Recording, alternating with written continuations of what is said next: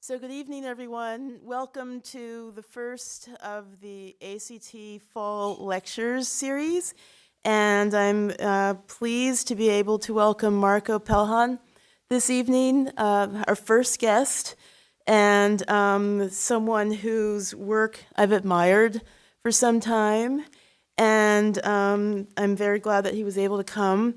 As you are aware, I imagine, the title of his talk is called Dronological, the Art and Science of Unmanned Systems.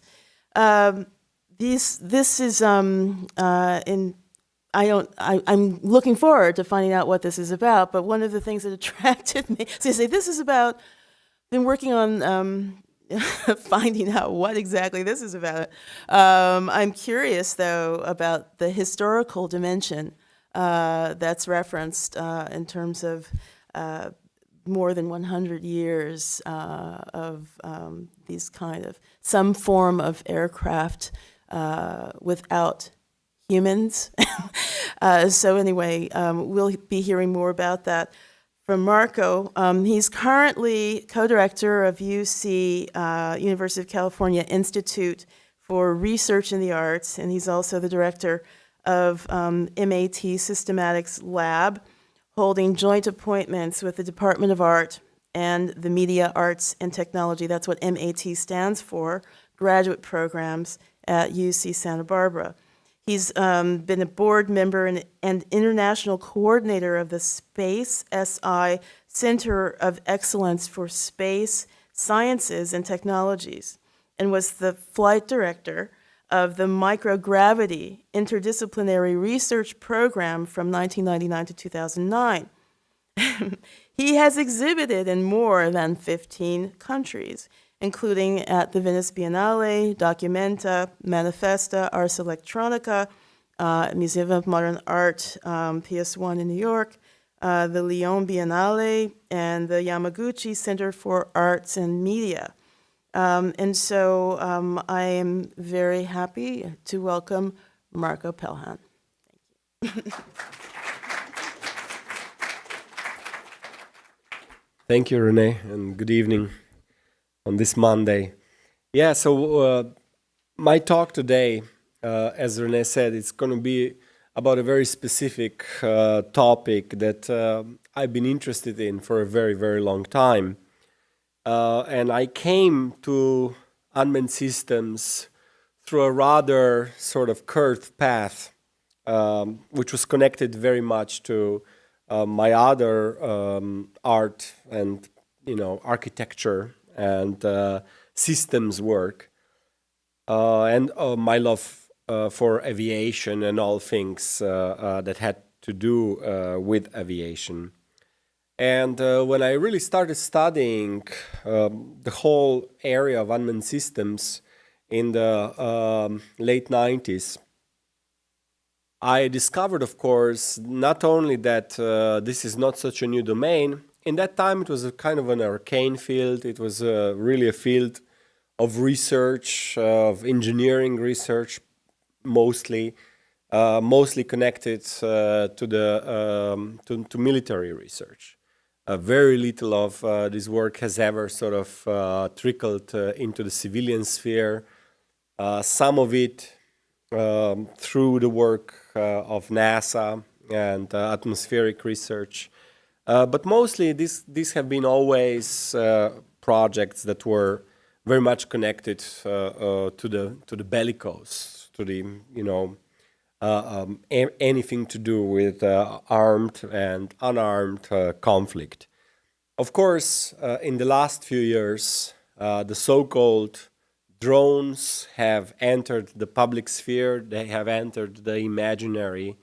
They have entered culture through a different door, the door of media, and which of course is a very prismatic door, and it has created a lot of sort of signifiers that produce a lot of chaos. So what is a drone? This is actually a drone. It's the male bee. Some say it's very lazy. compared to the worker bee, but it has a function. And so when this word started being applied to unmanned systems, a lot of people who dealt with them were not very happy about it. And I myself, I never used the word drone because really it's the honeybee, Apis mellifera. That's the drone. And the other drone that the other drones that we knew about, and that were somewhat connected and historically to what this field was and how they talked about it, were target drones, the masters of many disguises.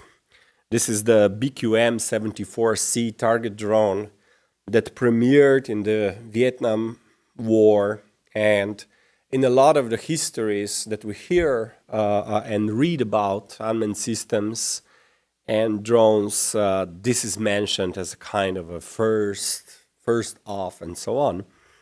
But the reality is very different, and it goes back to some very, very early art and scientific work that has inspired generations of practitioners, people who create, people who invent machines, people who deal with the wireless world, which is a very, very important domain for the unmanned systems field. Of course, this is the usual picture that we get nowadays. We somehow understand this as the unmanned systems. This, and of course, nowadays, again, in the last year, Amazon and Google with its package delivery and so on. So there's a lot of work like that. And of course, university research with smaller quadcopters and mostly kind of collective behavior, robotics in a four-dimensional sort of space and domain. But one of the more interesting moments for me recently that really signified kind of a shift from this image, and it's very much connected to this image, was the revelation that came from none other than Persia, right, Iran, when they managed to capture a super secret US flying machine, surveillance machine, the RQ-170. And not only that, but they also managed to decode or retrieve. We don't know exactly what happened there. Both worlds are very silent about what exactly happened. But this is what we've learned to see, and I have sound here, but I don't.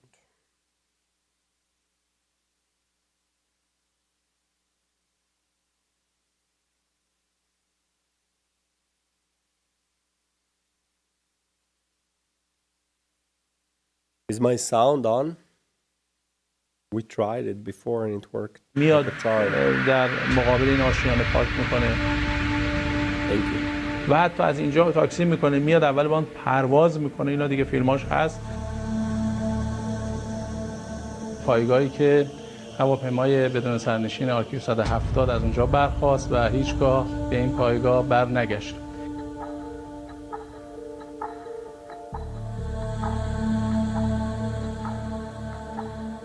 این نقشه عکس هوایی، البته عکس هوا پارک میکنه. این پایگاه تقریبا در فاصله 420 کیلومتری از مرزهای شرقی ما در داخل افغانستان. این هواپیما تنها هواپیمایی نیستش که در این پایگاه سازماندهی شده، بلکه هواپیمای نوع‌های دیگه هست، سریای MQ که هم برای شناسایی و مراقبت استفاده میشه و عمده بمباران‌هایی که امریکایی‌ها بر علیه افغانی‌ها و پاکستانی‌ها دارن انجام میدن از همین پایگاه هواپیما بلند میشه، از داخل همین محوطه، همین آشیانه‌هایی که ما نشون میدیم. The footage is much longer than this, of course, and it's actually, if you try to find it, it's probably available somewhere on YouTube if somebody didn't take it down. The interesting part when this footage came out for me was that it really sort of showed and signified the view of the machine. And the machine that is a secret view, we see people on the tarmac when it lands at Bagram Air Force Base in Afghanistan. And there was a lot of footage like that. So very, very candid, kind of candid camera normality of a life of a surveillance aircraft, a top secret surveillance aircraft. So that moment is important because it demystified a certain domain. It brought it out. It showed that there are vulnerabilities that maybe we are not even aware of when we deal with this domain. But if we go really, really back and to Nikola Tesla, whom I mentioned before as one of the sort of inspirations of generations of people, really. And here we go. When you mention Tesla, always something happens. He's always present. So his patent 613809 on teleautomation is really the founding sort of patent of remote control of devices via wireless communication. And in 1893, he wirelessly controlled electric model boats in this famous event for those who follow Tesla in the Central Park in New York, to the amazement of the New York public, of course. And in 1900, he already also built a wirelessly controlled unmanned airship and devised sort of a control system for it. So Tesla was really the initiator of this. And it gets better and better. This is the actual model of his boat on the left-hand side, and on the right-hand side, a drawing of it with the antennas and everything, and his patent.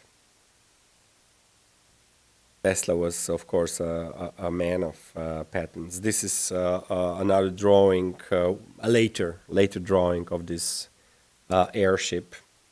But the first really unmanned aircraft system, of course, was invented in the First World War. And unfortunately, it was a flying bomb. First World War, I come from Slovenia.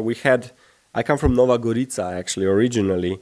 And there is a river there, Isonco, where there was a front line. And we grew up with this front line when we were growing up. There are still remnants of that front line today. You can go in the caverns, in the mountains. You can still find hardware from the war after 100 years.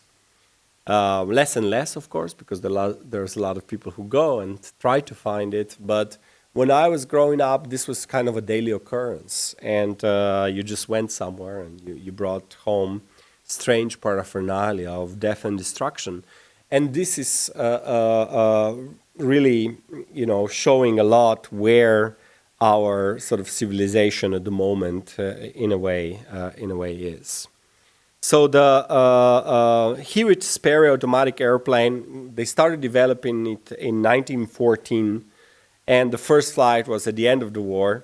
You will notice that a lot of these systems somehow have this very, very strange development cycle, and this is happening even today, where sort of they become obsolete before before they really become what they were designed to be.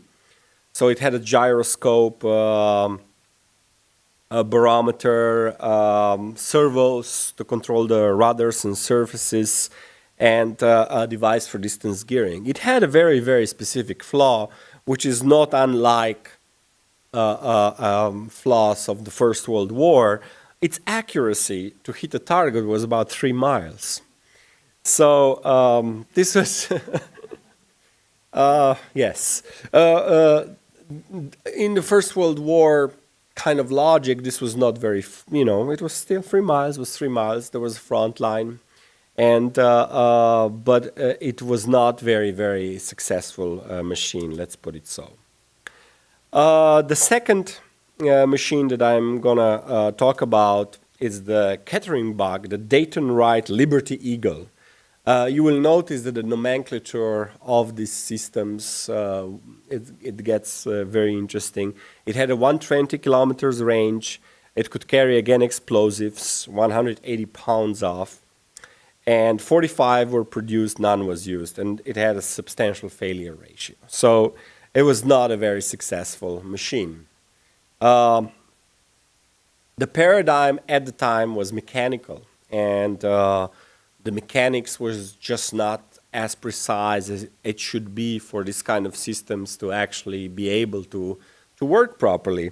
But this was technology that was somehow slowly permeating the engineering sphere, and it gave a lot of interesting results much later. This is another picture of the bug, and another one here. You can see it had a four-cylinder engine and a rather uncanny sort of device, catapult to launch it. I'm moving a little bit forward. There was a lot of development. Of course, we all know the German side of things, which later became, the Nazi side of developments, which brought us the V1 first flying bomb, and then, of course, the V2 rocket, which later became the foundation of both the American and the Soviet space programs. And I'm not going to talk. That history is very well known, and it has its own sort of very specific set of incredible histories, especially in California. This was one of the things that attracted me to California when I was first invited, was exactly that it was this amazing belly of the beast of the military-industrial complex. Everything happened there. Caltech, JPL, the Jet Propulsion Laboratory. It had this bizarre art connection always. The first funding for rocketry came from none other than Guggenheim. So Guggenheim grant actually established the first experiments in rocketry and so on. So there was a very interesting and bizarre kinship there. And in Van Nuys in California, now known for a very different cultural production, there was a radio plane company, a very successful radio plane company, which built remote target drones. The idea of the drone, the word entered the sphere already then, and because it's supposed to be a little bit not sophisticated, right? It flies, it takes a trajectory, it follows certain rules, and then you have to, people are basically training to shoot them down. That's what they do. They are machines destined to be destroyed. And 15,000 of them were built during the Second World War. And guess what? Another bizarre coincidence, which is only possible, of course, in California, who was discovered building these radio planes, OQ-2 in Van Nuys? Norma Jean.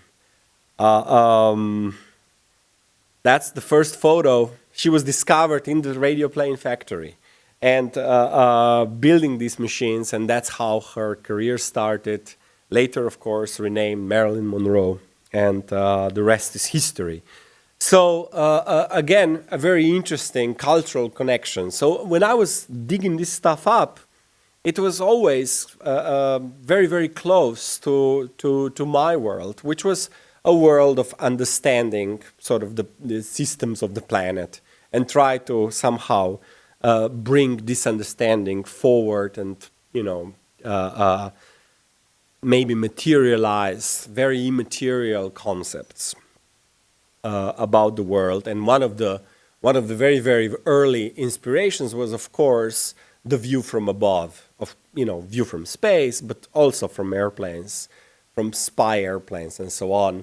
You know that when the Corona archive was finally, Corona, the US spy program that started in the 60s was finally opened up, it provided an enormous trove of data about the environment of the time, right? It was just, we did not look at environment.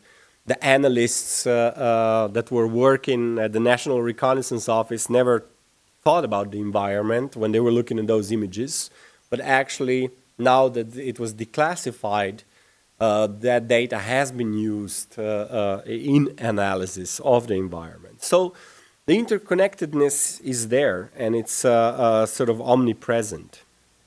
Warfare has always been the main domain of these unmanned systems. Somehow, the idea of sending a machine instead of a person to be destroyed is very appealing to humans, obviously so.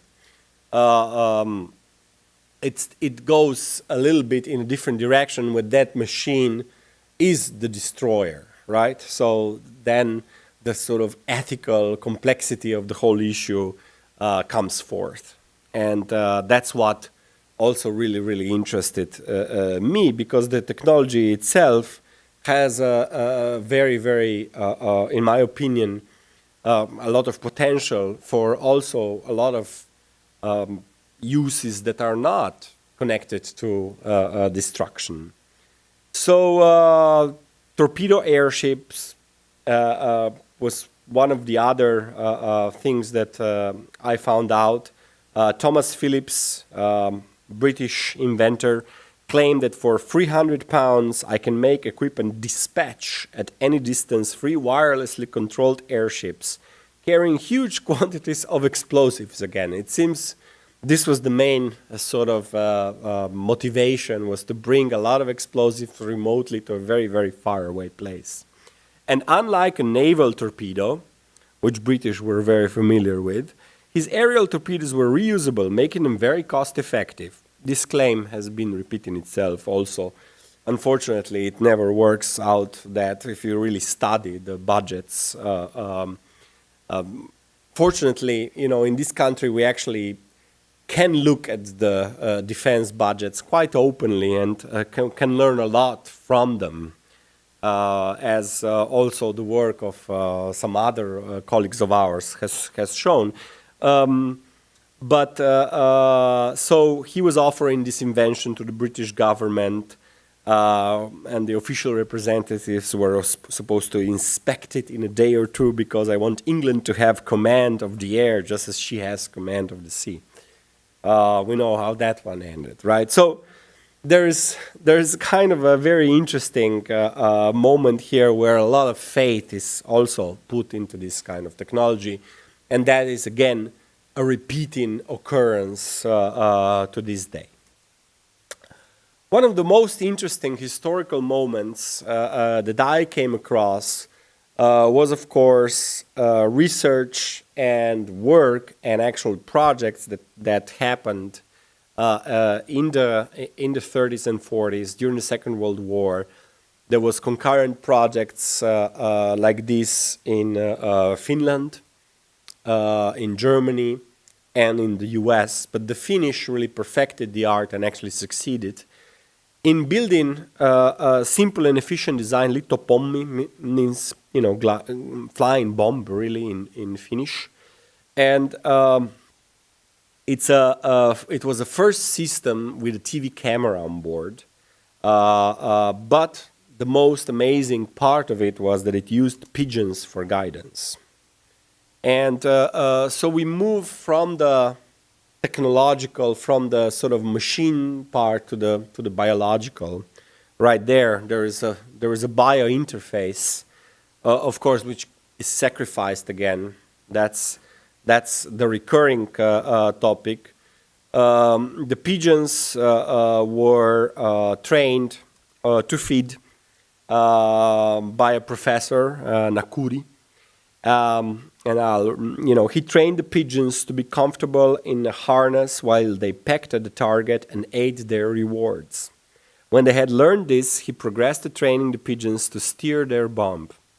Nakuri designed a system that reflected the bird's movements. When the pigeon lifted or lowered its head, it closed electrical contacts to operate a hoist. When it moved its head from side to side, the hoist moved back and forth. Nakuri would push the whole thing across the room, and the birds learned to guide it straight towards the target, finally receiving its reward at the end. The pecking itself was transmitted as electrical signals. When the image of the target started to move off-center, the pigeons would peck frantically to bring the device back on track and get their reward, which finally was, of course, a rather sad reward. They were kamikazed, right, into Soviet ships at the time. And so this is from this archive of the Litopommi, the pigeons, the professor, and the destruction of the Russians after they destroyed with this extremely precise pigeon flying bombs. They destroyed 2 Russian ships in the Baltic Sea, and the Russians never ventured close to Finland with shipping anymore during the whole campaign of 1940. So it was a very effective deterrent for a very small nation. Finland was, it had a very, of course, difficult history because of the strange Nazi alliance during the Second World War and after the Second World War. But during the Second World War, the Finnish cryptographers, cryptanalysts actually, decoded most of the codes of continental Europe. They're mathematicians. So they had some really interesting work going on. And my favorite, of course, is the painting where the professor himself is sort of immortalized in a kind of in a beautiful way with his pigeons to be sacrificed. And we come to the conversion. So that's the paradigm. The paradigm was a paradigm of destruction. And the word conversion comes. I use here the Russian spelling, because it has historical connections, of course, to the moment of perestroika that we all live in, and all can forget about it now, right? With what is happening in the last few years, or in the last decade, really, and a half in Russia, we are entering a very, very different moment in history, and conversion is a distant past. But there was this beautiful moment where whole complexes of arms industries were by decree converted into also civilian work, right? The idea was that it doesn't make sense, this was Gorbachev's politics and policy, that it doesn't make sense, of course, to compete with the West in the arms race, and that Soviet Union and later Russia has to sort of preserve this amazing creativity that was, directed towards the military-industrial complex, and bring forth a very, very new type of paradigm. So my favorite moments of conversion, I don't know, probably everybody has experienced the Lomo, of course, camera, right?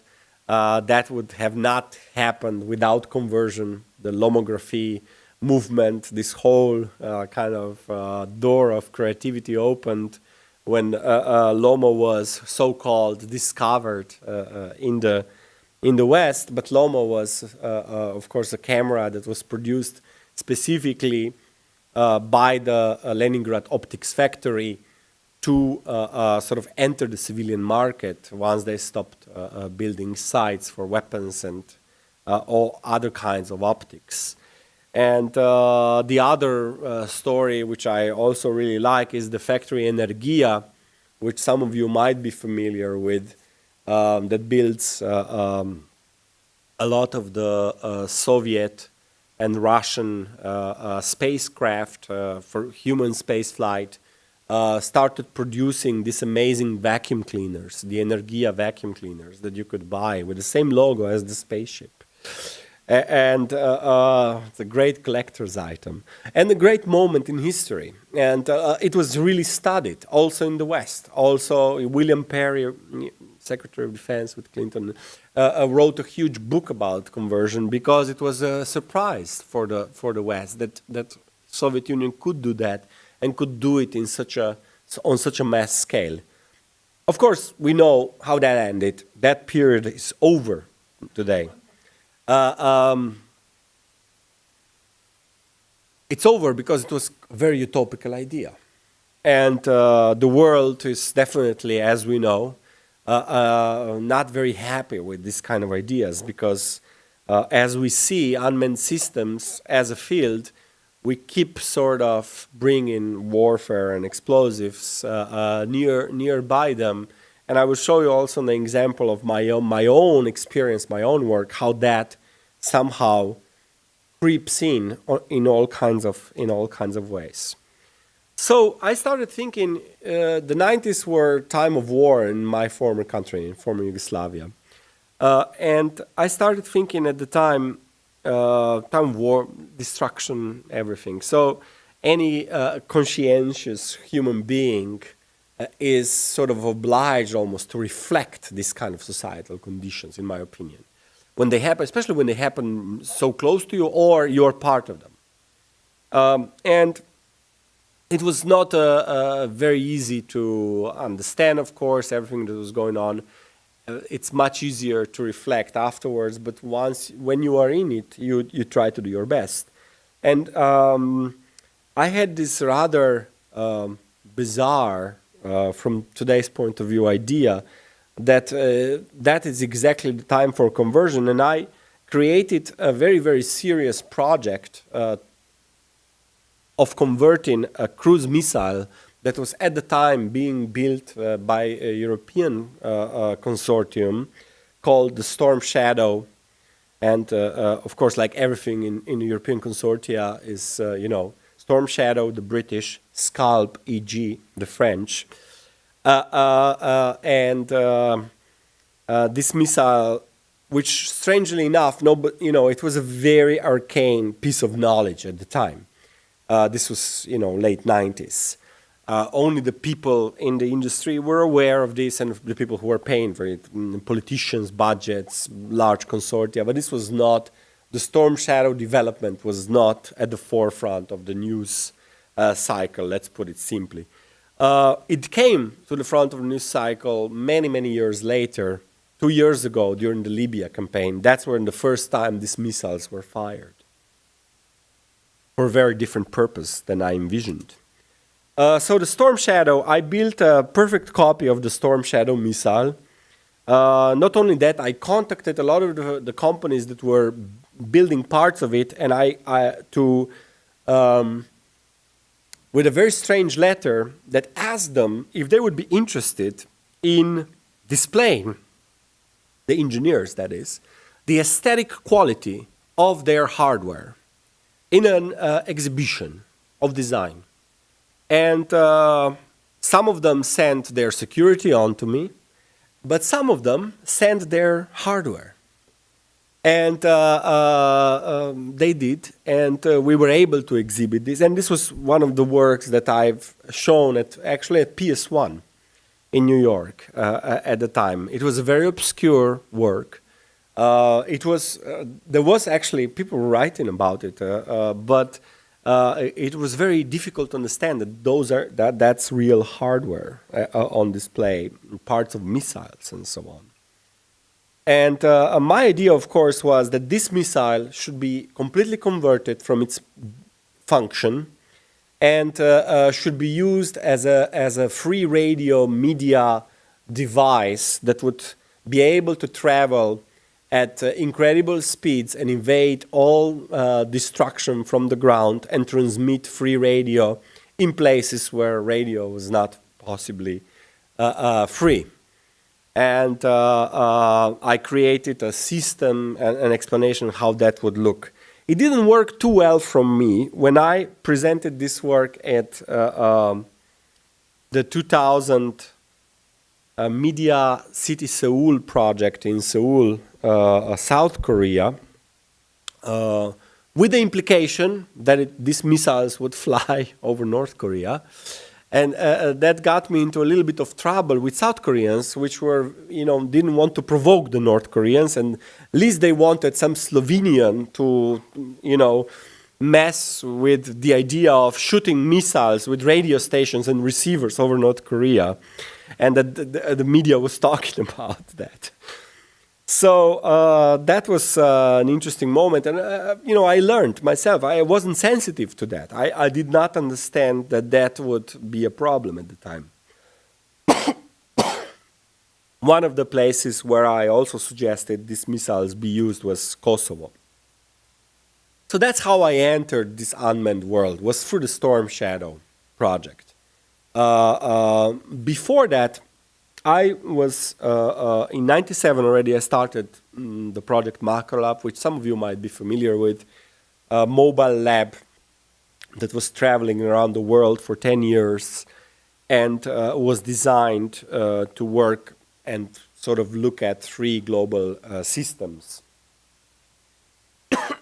telecommunications, migrations, and weather and climate.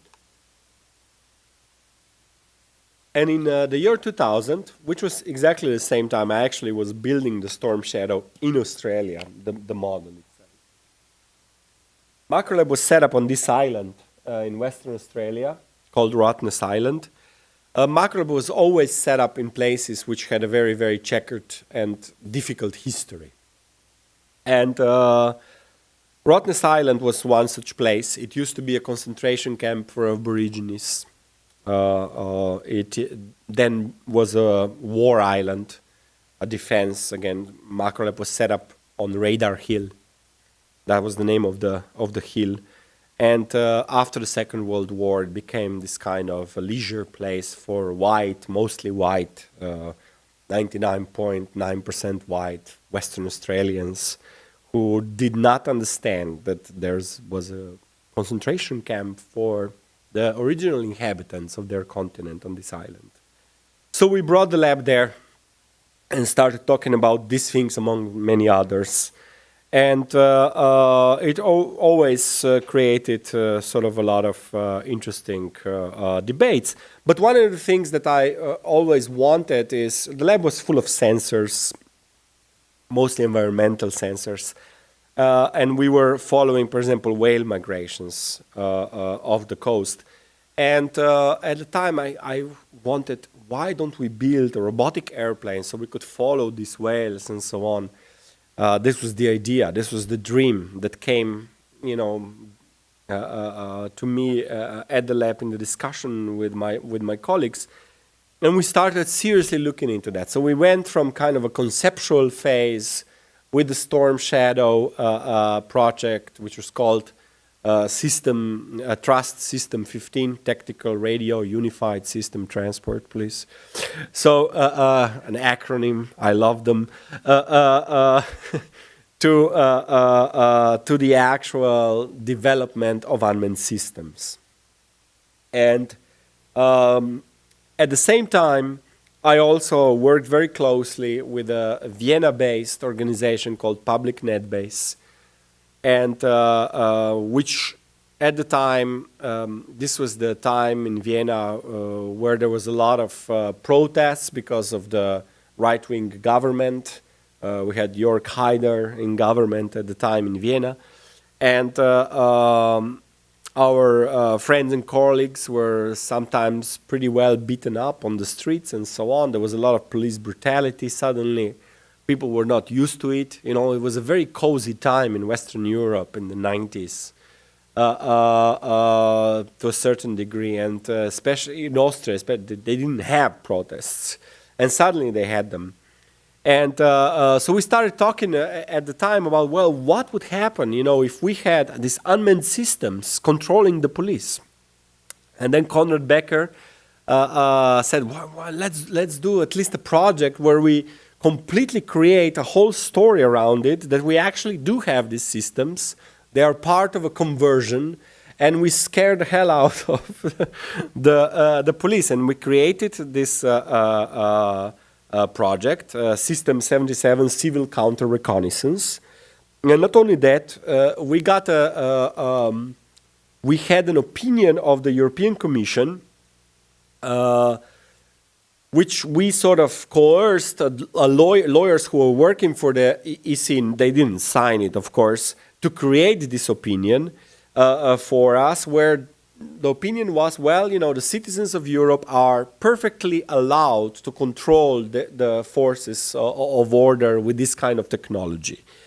And we published it on a website. Concurrently, we also created an event, a whole week encampment in the center of Vienna on Karlsplatz, under the title Eyes in the Skies, Democracy in the Streets. And this was how it looked like. It was a very beautifully designed pavilion for the technology. We presented it as a fact that some Eastern European engineers got together with activists from Western Europe and create former military industry people and created these machines. Unmanned systems, unequaled expertise. And they see the streets, we see concentrations. So we really presented this project as a total reality in Vienna, and it created a lot of movement and noise in the media too. And I'm going to show you this clip. The music was not chosen by me. I apologize in advance. Public NetBase has very peculiar techno choices. The year was 2004, so bear with me.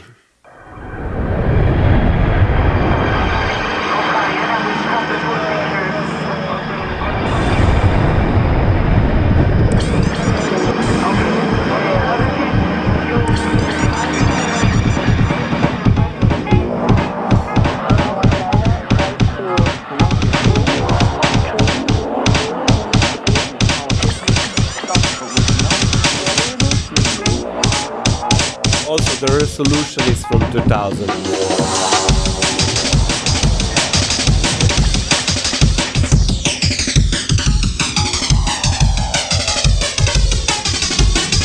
So the System 77 CCR Civil Counter Reconnaissance project is mainly based on two premises. One of them is political and one of them is technological. System 77 CCR is a project that works on two main levels. One of them is connected specifically to Vienna, to the Viennese situation, to the situation of the history of the protest movement from the year 2000. During those demonstrations, which was quite a classical clash between civil society and the powers of the state, the civil society was technologically not empowered, let's say. Ich darf Sie im Namen von Public NetBase und dem Konsortium System 77 Civil Counter Reconnaissance begrüßen. Ein ziviles System zur Gegenüberwachung, das heute erstmals hier präsentiert wird nach dem Motto Eyes in the Skies, Democracy in the Street.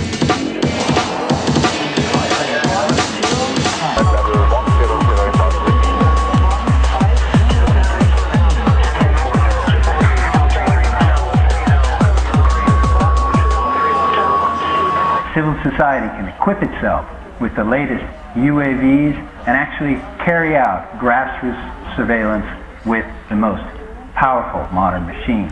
And if we want to put an end to this new Cold War that's pitting the citizenry against our own public administrations, we have to reach a state of mutually assured deception.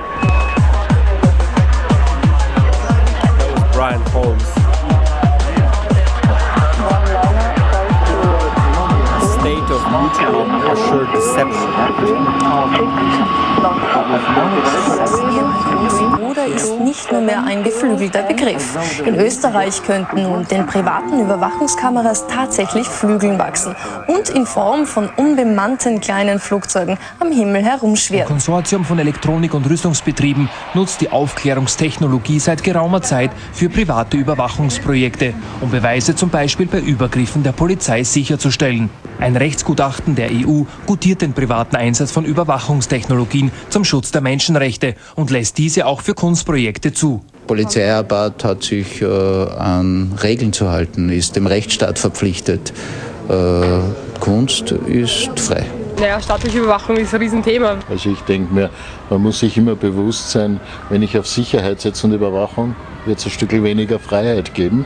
Ja, es kann zu Verwechslungen kommen, es kann zu Fehlinterpretationen kommen, also es lädt zu Missbrauch ein. Das andere ist natürlich, im Zweifelsfall ist es wahrscheinlich besser eine Ausgeglichenheit zwischen Staat und nichtstaatlichen Organisationen als ein einseitiges Übergewicht.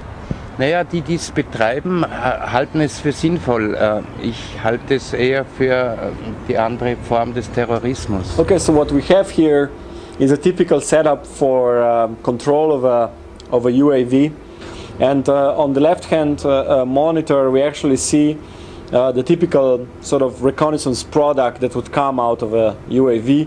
Synthetic aperture radar technology is very precise, and that's why it's used. It's one of the preferred technologies to sort of monitor urban space, because it has a very high three-dimensional resolution. Also wir leben in einem Überwachungsstaat. Wir werden vollständig vom Staat kontrolliert. Also der Bürger könnte sich schützen, nicht? Das ist ja der Sinn dieser Sache, nicht? Wäre eine gute Idee. Dem könnte ich durchaus etwas abgewinnen. Bei System 77 kann man was sehen, was man in der Antike Paresia genannt hat, nämlich die Kunst der riskanten Widerrede, dass sich Menschen, auch wenn sie ziemlich übermächtigen Mächten gegenüberstehen, einfach trauen, was dagegen zu setzen. Es dreht sich nämlich nicht um den großen Unterschied zum Big Brother oder zur Präsenz der Polizei, sondern um die kleinen Vorsprünge, die eben solche antistaatlichen Gruppen haben können. The idea behind the consortium is that it sort of takes what is out there and turns it around. To fly a UAV in civilian airspace with civilian control, to control the powers of the state in a way. Alitalia 196 into flight level 140. 140, 196.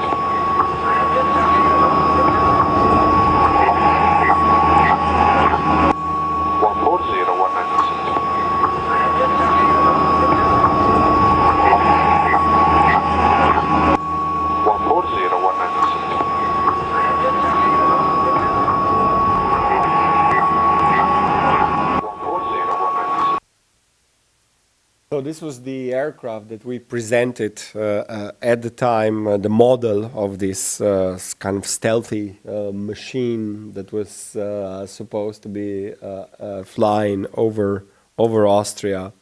And as you could see, a lot of the news outlets for 2 days picked up the story as a reality. And we had a lot of visits from the secret Austrian police in their usual kind of very Cold War kind of demeanor. And they were asking, where are the Russian experts that worked on this project? So we told them they're back in Russia. In the end, the project is kind of really interesting looking back from today, because today these systems have been used for exactly the same purpose as we envisioned then. This is in Istanbul, Turkey, the anti-governmental protests. 2 weeks now, people in the Turkey technology has finally caught up Prime Minister Tayyip Erdogan. They've been marching through the streets and occupying Taksim Square and Gezi Park in with the Istanbul. simple, And this the is police with have at times Chinese violently cracked built down on DJI them. Phantom 2. Some But of one you might protester have has even been played flying with a it. quadricopter A over Taksim quadcopter, Square, they used getting it footage of the demonstrations for the past during few the days. protests. His the most recent protesters upload used showed the it scene over Taksim to Square, figure out which has where been the the police centre was of the and so on. protests. But this one didn't It shows end a too huge well number of for police the trying to keep the for the square unmanned clear aerial after a vehicle. night It was of actually violence. shot There were down clouds of tear gas by the floating through police the air being on the used to keep second people day, out of the area that was occupied by the protesters until it was recently cleared with hundreds of protesters injured during violent scenes. So you will, He got some pretty unique there is footage no, giving an overview of picture exactly of death what was going from on the machine in and itself, around the because square. when it was hit, He also got some amazing views it over died the city immediately. of Istanbul. But the you police can see themselves obviously it got a being bit sick shot of it down after a while and by decided to take the the police, quadricopter in down one of the by next, firing frames. bullets at it. The moment of the shooting wasn't caught on the quadricopter because of the impact of the bullet, but it was filmed from ground level. Nowadays you can buy Unsurprisingly, one the quadricopter and the camera in a were both store completely or ruined. online for around $1,000. If you want to find out more It's about a very why people have been capable protesting against little Prime Minister machine Erdogan in with an Turkey extremely and what was happening in the precise initial couple of days of stabilization. protest, there's a couple of The videos MEMS over on the left-hand sensors side have of the really screen gone now. very, very far, and the mass production of them. So, in a way, what we envisioned at the time was not very far from reality, and it happened only 10 years later. But we were very busy 10 years ago to continue with our quest and started to actually designing these machines for carrying sensors. This was an early concept that got destroyed, the spectral system. And then we built this machine, the Bramor, in 2007, a blended wing body with my colleagues, with two very young engineers, Samo Stopar and Nate Strost, and myself in Slovenia. I wrote a grant proposal at the time to the Slovenian version of the DARPA. And they had an open call, and our little flimsy consortium of a few people with few friends in universities, so it looked very serious. On paper, beat all of the Slovenian science and technology institutes on that particular call, and we built it. Because we worked a lot on these systems already before, and it's nowadays quite a successful unmanned aerial vehicle that we still use for sort of all kinds of art projects. This is one of the very, very, very early sort of appearances of this vehicle. Some of you might recognize what this is. I won't tell you immediately. In from the air.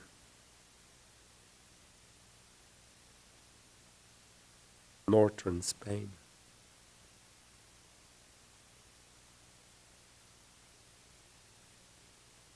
There's the Franco University up. This is Laboral, the Center for Art and Technology, and we flew over Laboral for several days with our Bramor illegally. It has a parachute. It's a very safe device. We designed it to be safe from the beginning, and it lands with a parachute. So once we really perfected this machine, we started using it as part of the Marko Lab project. It went to the Antarctic, it went to the Arctic as part of our other artistic endeavors. But because the technology developed so fast and concurrently with the way we were thinking and envisioning these machines, suddenly we could do incredible things with them.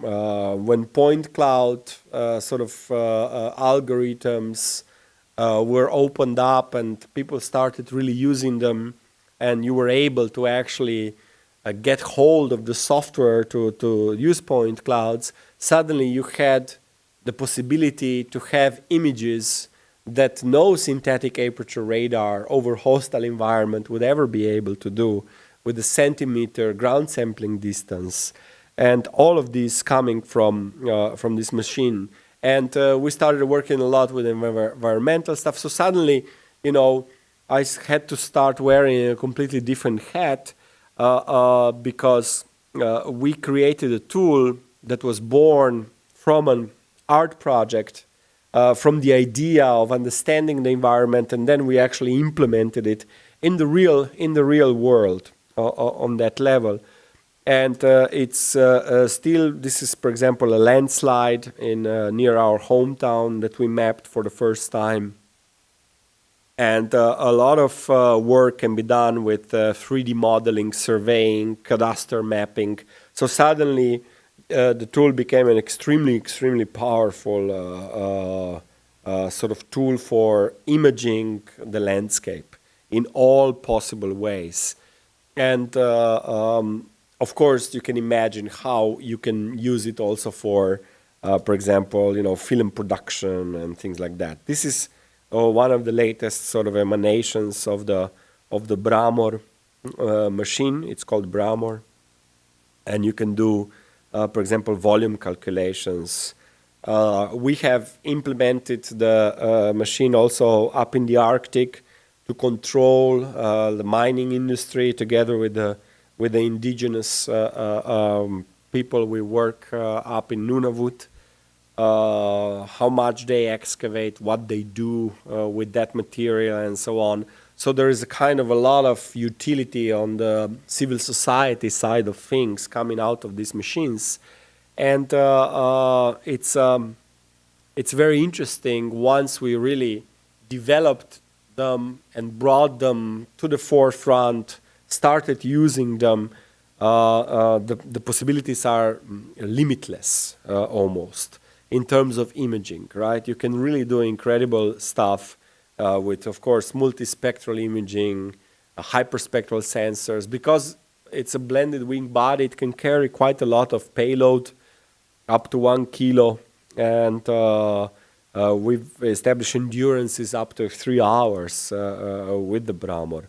So this is, for example, a field.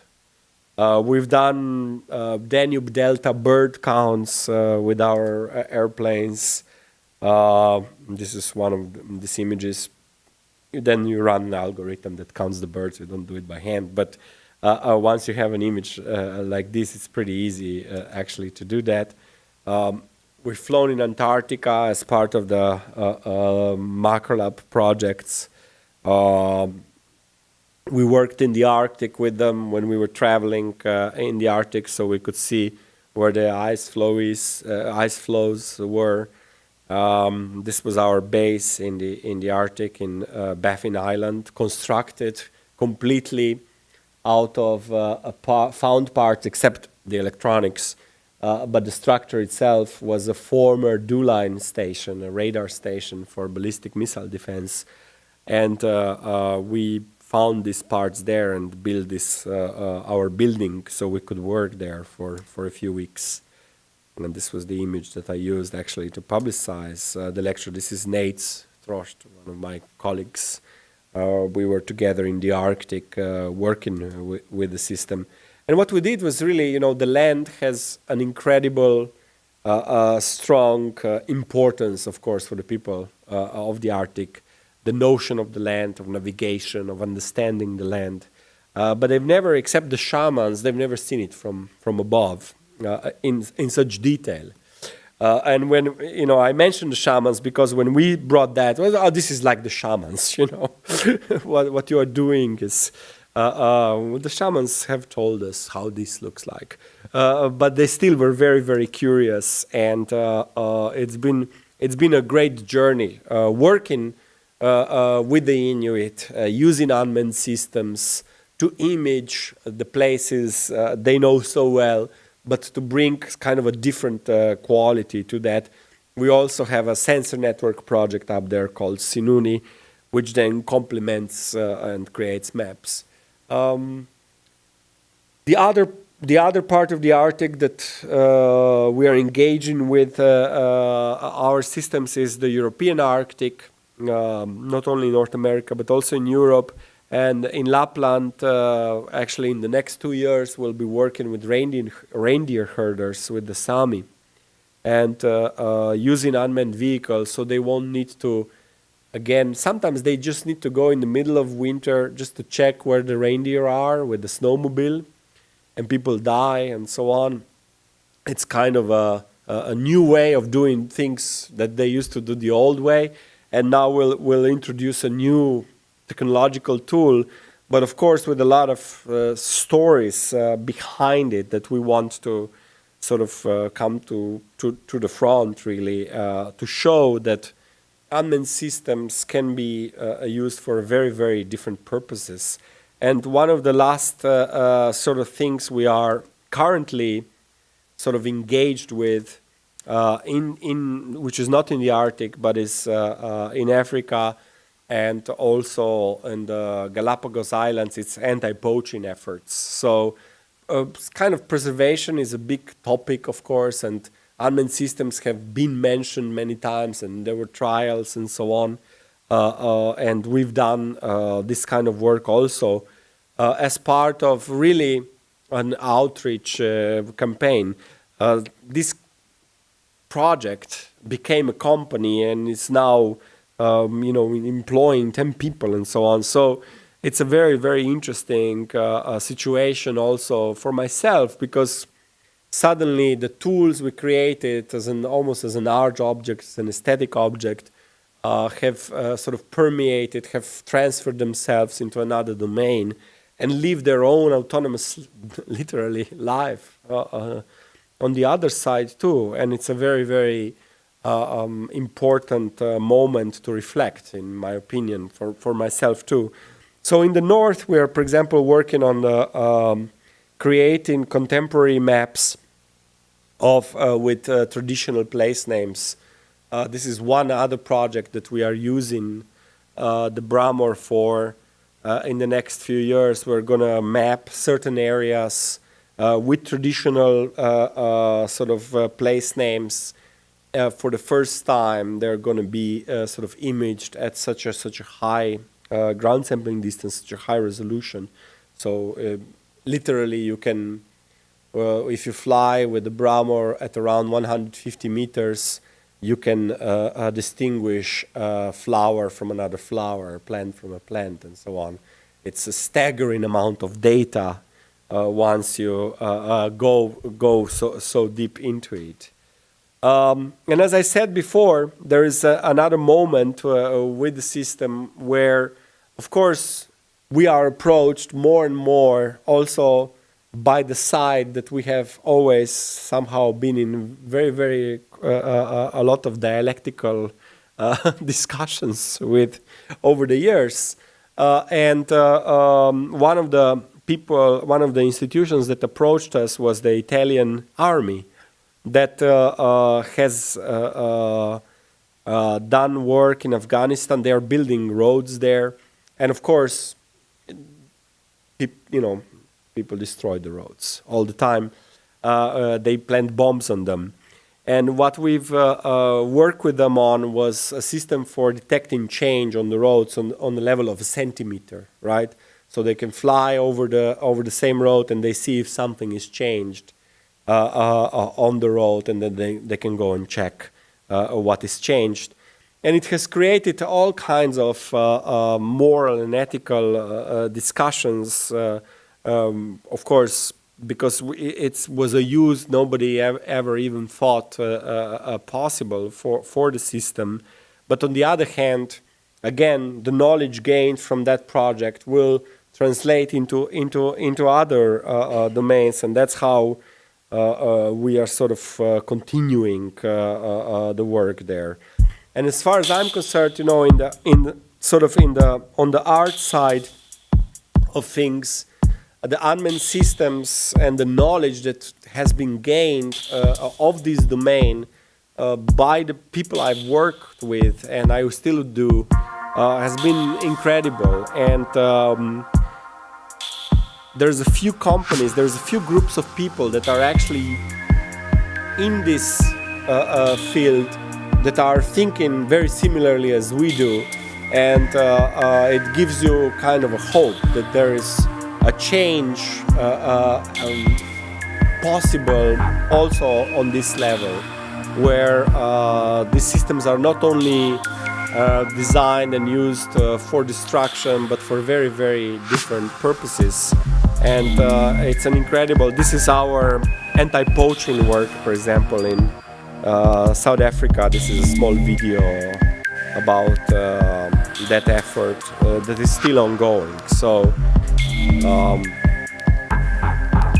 it's one of the many things that we are sort of involved in, and I don't know where this will all go, and that's why when I try to contextualize the work, it's very, very important to understand. For me, it was always important to understand its historical connectivities, where it actually comes from, and how culturally, strangely embedded this idea of four-dimensional robotics that are observing the planet is, and where that can somehow take us. All right, thank you very much, and I'll take questions, of course.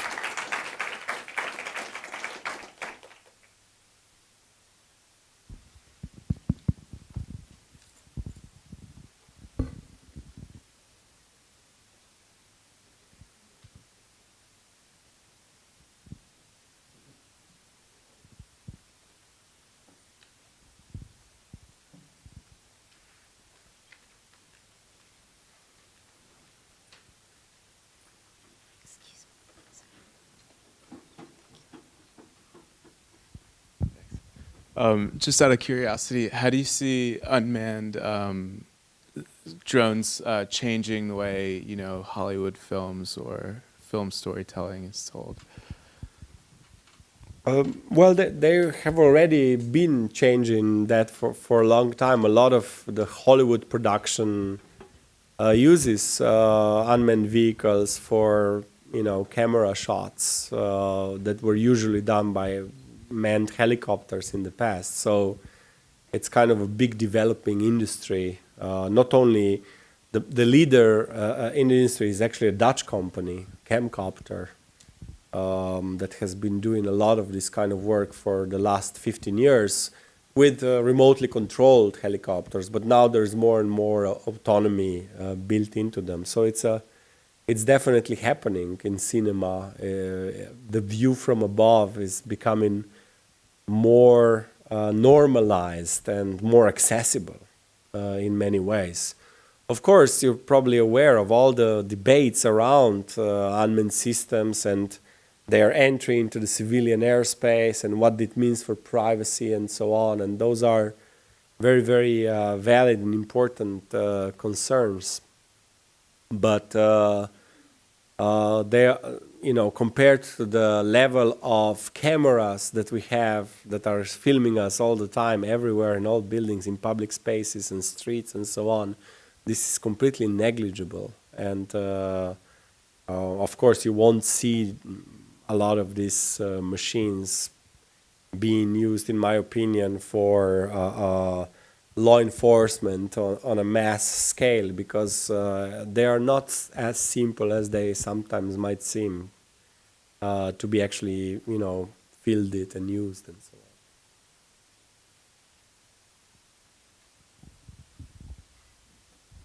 There's one in the back and one in the front, and one more there. Yeah. On a typical sort of flight of one of these devices, how much are the people on the ground sort of giving it new waypoints or new commands, or how much is programmed in and then it's sort of, left to do its thing and return after it's... It depends what kind of complete. flight it is, what's the purpose of the flight. If the flight is an anti-poaching flight, like you've seen on the video now, it's kind of a search flight. You look for animals, you look for potentially the poachers that would be nearby and so on at night. So you search, you control the plane constantly, you remotely pilot the system. When you do a survey, for example, for mapping, you don't. You just observe if the system is functioning properly, but you pre-program its path, and it will do its robotic, dull, and very boring thing and land, come back, right? So it really depends what is the kind of use. For cinema, it's again a very, very precise, pre-programmed type of paths and flight plans, which are synchronized, you can imagine, with all the rest. But somehow the quantum leap of the technology itself, which is interesting from really kind of the computational point of view, was the point cloud algorithms, which enabled very, very simple stereophotogrammetry for really cheap, right? Suddenly, cameras that costed hundreds of thousands of dollars, you could bring the cost of doing a stereo image at an incredible precision down to, you know, $1,000 to $3,000, right? So it's a very different. So that really revolutionized, in a way, the field.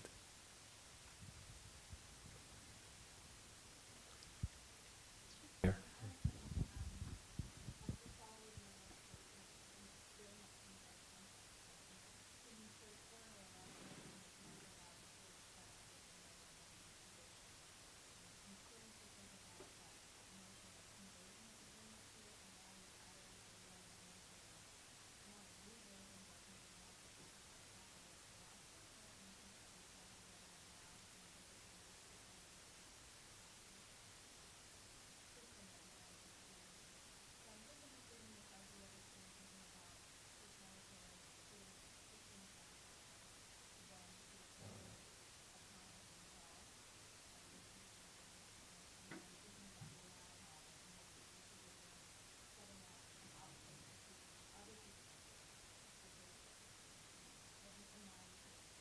Mm.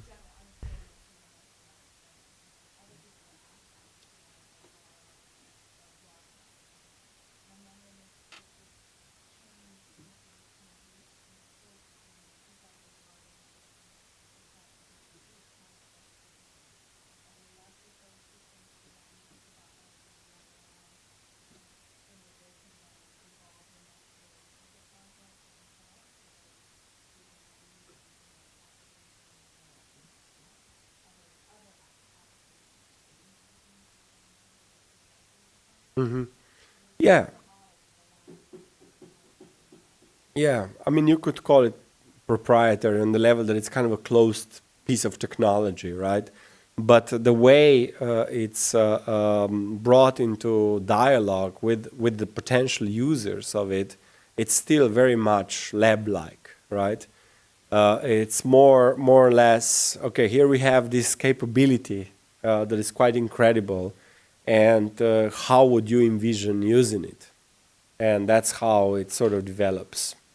So, and to answer your question, yes, the idea is, and we are trying to, of course, fund this project so that the systems are in operation, remain part of the community, and, you know, they develop their own uses for them.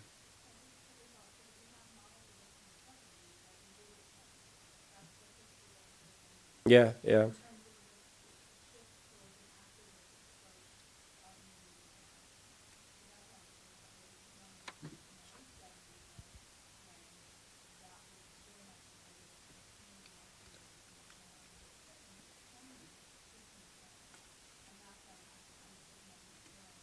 Yeah, yeah. Yeah, that's an interesting comparison, and I think there are parallels. But, you know, cameras were now you have a video camera that is able to move in 4 dimensions. I mean, if we talk about camera and really kind of a filmic view, right? Because they're almost 2 completely separate domains. One of them is, you know, connected to mapping, cartography, and all things connected to the idea of envisioning and imagining space and understanding it and reading it. And the other one is kind of dynamic. It's film. It's a live thing. It's a documentation. It's really just a camera that is able to move 4-dimensionally, right? Which it wasn't being able to move before. So there's definitely, and I'm sure that this is going to go in that direction too, especially now because the smaller these quadcopter systems that are not really autonomous, they are remotely piloted systems for now, but they will become more and more autonomous, and more people will learn how to, and there's an incredible DIY community in unmanned systems. I didn't talk about that. I mean, it's kind of a huge connected sort of nerdosphere, right? Unfortunately, I mean, which has its drawbacks, but definitely, but it's there and it's active, and information is available in a way that it wasn't even 2-3 years ago, right? So when we started, it was really a dark territory. You couldn't talk to anybody. There was very few books published. You had to look for papers and so on. I mean, it was all, there was conferences of unmanned systems, and you were the odd person in the room. And, you know, I started going to those in the early 2000s. But now it's a very different environment. So I believe that, you know, there's kind of a neutrality in the technology itself, but how it's projected and how people use it, that's another thing. And with you know, it's a very powerful tool. Therefore, I believe that there's going to be more and more kind of repressive moments of how it will be allowed to be used or not.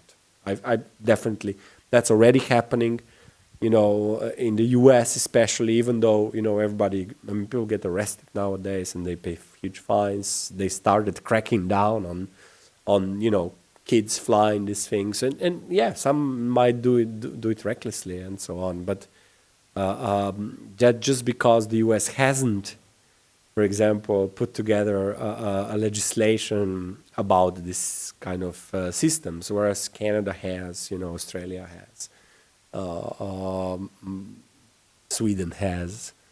So there's different kinds of approaches. But it's definitely, if you look at the history, of course, the first thing that comes in mind is load one of these things up with explosives and send it somewhere, right? Very precisely. And that's, you know, the imaginary is there. It's in the history of the technology itself, and it's very difficult to get away from it. And in the current state in the conditions, we always see that first, and the state apparatus, we always see that first, right? So you know, as they saw the camera in the old times, right? Now it's very difficult to control the camera. Now you have this bizarre situation when there is a protest that everybody's filming everybody, right? The police is filming the protesters are filming the police. It's kind of a mutually assured filming going on for very different purposes, but that's exactly also how this technology could be used. Unfortunately, it creates a lot of chaos. And I don't have a good answer, but I definitely I agree with the parallel. There is something to be said about that.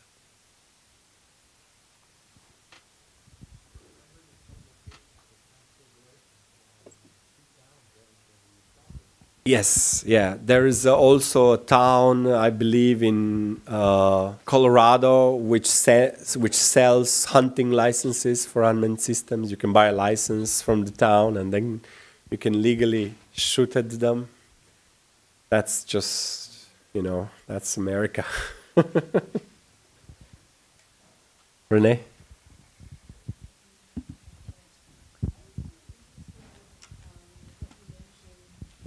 Microphone.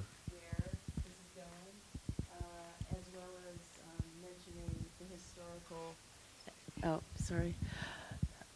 I was interested in what you were saying about not knowing where this might go, and this in a way maybe is linked to something that Gloria was mentioning, but also I'm curious about the historical dimensions as well as the ethical and aesthetic dimensions that have been developing. And so there were a number of things that piqued my interest in the presentation. I'm still very curious about the Inuit aspect and what you were mentioning about the shamans having seen these aerial views. And I was wondering if you could elaborate on some of the ways in which this kind of work is taking place, because this idea of the proprietary versus the lab model is interesting in this context, and also in you mentioned in South Africa,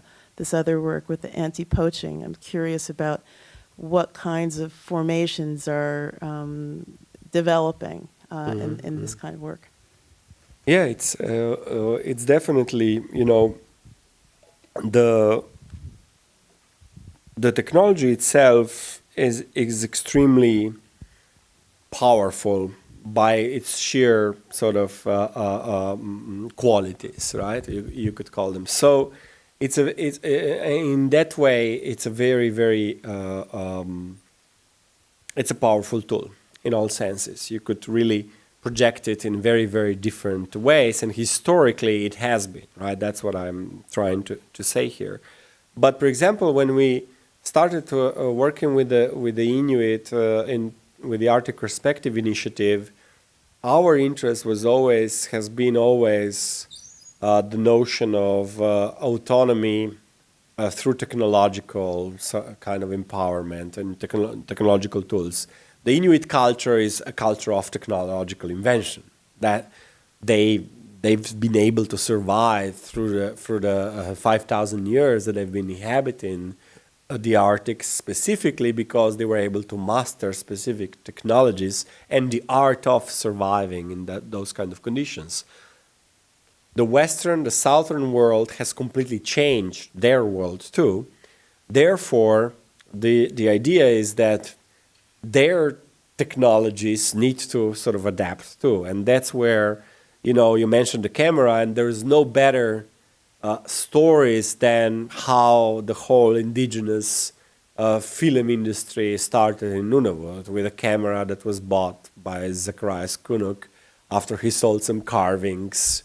So goes the legend, in Montreal, right? And brought it back because he wanted a video camera, and brought it back to Igloolik and started a revolution that brought the IBC and so on. On the other hand, why did he go to Montreal to sell the carvings and buy the camera? Was because Igloolik was a very traditional place, and there was only one particular sort of motivation, that it refused to have Canadian broadcasting in English. They said, don't bring TV to us until it's Inuktitut. And that's, and the government said, well, you have to do it yourself if you want your Inuktitut TV. And they did it. And so that's, that was kind of, that's the story with which we came there, with that kind of knowledge. Little did we know how, deeply embedded this kind of thinking about technology is. And when we first started mentioning the systems that we just started building at the time, right? We built our first prototypes in 2006. It was exactly the first time we were up in the Arctic, actively working with the community there. They immediately said, "This is perfect for us. Bring it on. Bring more. Let's do something with it." And it's, as all things, we have only one life. It's a very slow process. To go up to the Arctic to work for a long time, it takes a lot of effort and months of preparation, and you are there for a few months and so on. But it's happening. So on that level, it's definitely, and the shaman story, that this is exactly how, when we first shown the images, the stitched images of the area, the elders were like, we've seen this before. They were really kind of behaving as nothing new has been shown to them. Whereas, the younger generation was, of course, very interested in a very different way, and they started looking for stuff. But the elders' reaction was, yeah, these tools, the shamans have done this for years, right? So there was that kind of reaction too, which was, very beautiful in a way. So there is, the idea that technology like this can provide a vector in a direction of empowerment is what really guides me still to be somehow involved in these things, and to see where it will sort of end up going, really. So, and really the Arctic seems to be the perfect place for it. Africa is very different. In Africa there's a lot of, conservation in Africa has very specific meanings, and the poachers are usually extremely poor people, which do this for sheer survival, right? And the industry is coming from the east, from China and so on, that supports this. and the people who are getting hurt, besides the animals, is very, very rich white landowners, right? So it's a kind of it's a very convoluted conservation meets class warfare meets all kinds of things, right? So it's not an easy discussion. And usually I must say, in this domain, usually the discussions are not easy, right? It's very easy to say, oh yeah, you know, art project, film, and so on. But as soon as you go into the depths, you see how complex the cultural interrelationships are, and there is this kind of always this kind of potential of violence nearby, and control, all of the things that we ought to always be aware of and fear, right? So it's a hot stuff always. And that's why I talk about it, right?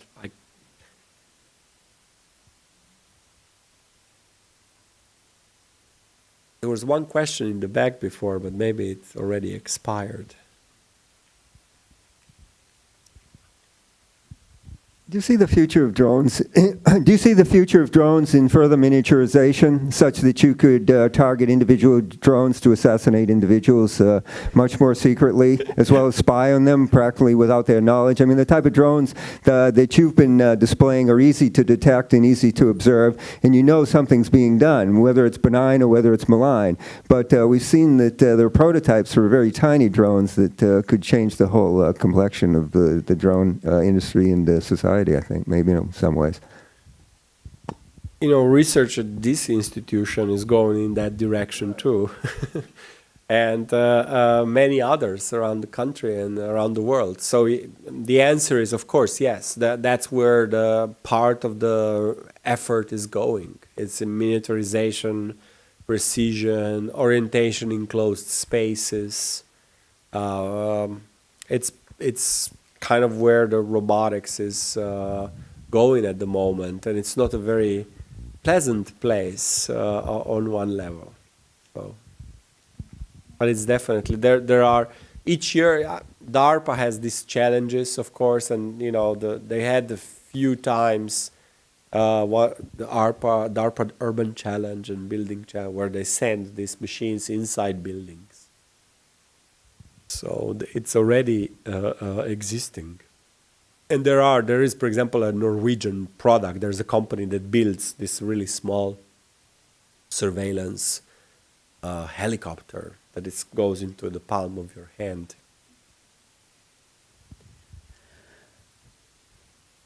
I'm going to thank you at this time for coming, Marko. Thank you. And thank you everyone who's joined us this evening. The next ACT lecture will be on October 7th for culture runners. And look forward to seeing you all again. Thank you for coming. Bye.